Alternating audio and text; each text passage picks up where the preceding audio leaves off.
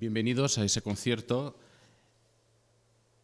online desde el Centro Sefarad Israel, organizado por la Comunidad de Madrid. Bienvenidos todos.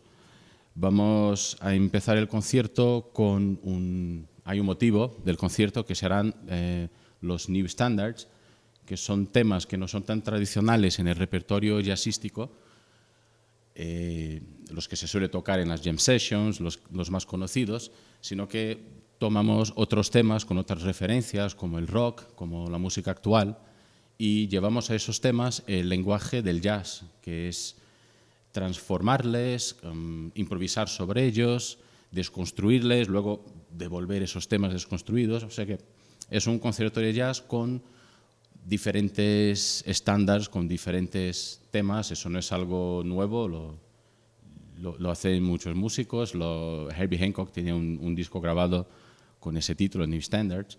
Entonces nosotros hacemos ese tipo de música hoy, también con el tema de la influencia de los músicos judíos en este ámbito, de las músicas nuevas. Como en los estándares ya es muy evidente y todos conocemos a Gershwin, a Jerome Kern, a Victor Young, pues aquí vamos a tocar diferentes autores. Empezamos con un tema que es Norwegian Wood, y este tema lo vamos a tocar con motivo del quinto Beatle, que es Brian Epstein, que tuvo sus influencias en lo que fue el grupo.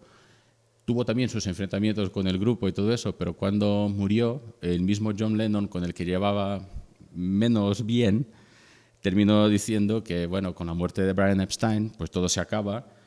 Él dijo con sus palabras, ¿no? Como cuando Brian murió, supe que lo que habíamos tenido. Entonces tocamos este tema, Norwegian Wood, de los Beatles, como un homenaje a Brian Epstein.